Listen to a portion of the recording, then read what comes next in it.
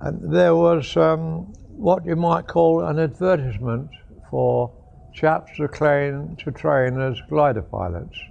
I thought that'll do me.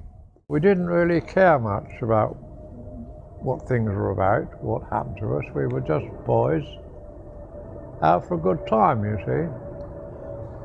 So I joined the Glider Pilot Regiment in October 1942 and went to Salisbury Plain to the training unit, a place called Tilshead Camp. The only brick buildings were the wash houses and latrines. Otherwise we had tents to live in, marquees and what have you. It was a dreadful time in my life, I thought, but don't give up, keep going, things could only get better. And they did.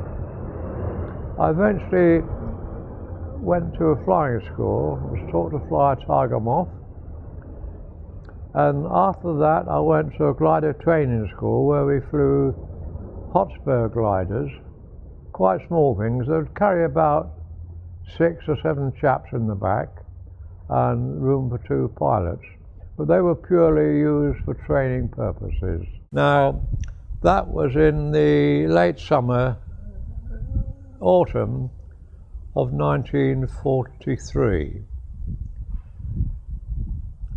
At that time, money was getting scarce, and it was decided not to highly train glider pilots in that way, cut down the training, whereas I managed almost 100 hours flying Tiger Moths.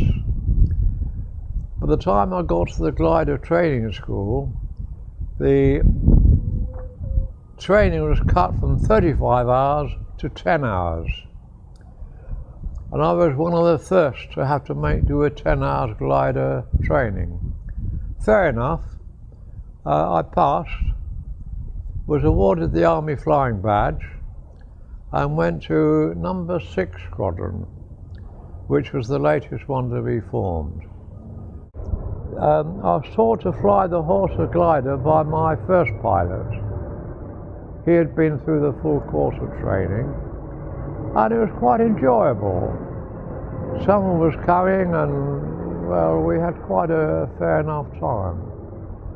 But it didn't last because what was called then the second front opened up, and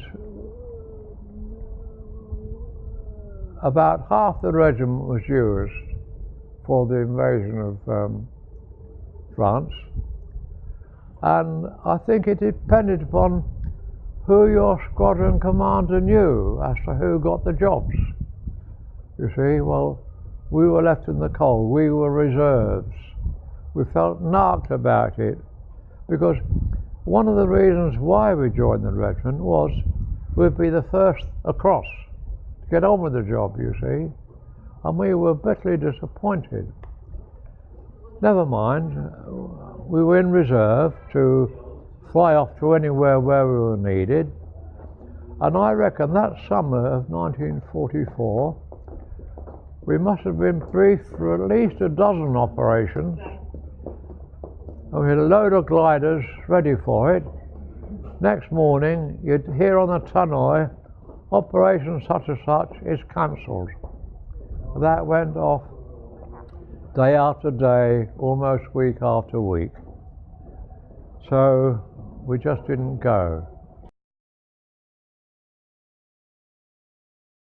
We had aerial photographs of where we were required to land, and we usually asked the soldier in charge of the passengers, had he any particular wish. I was carrying medical staff, and there was a corporal in charge of them, and he pointed on the map to a place close to the trees. He says, that will suit me best because I've got to go to so-and-so, which is quite nearby. So that's where we put him down.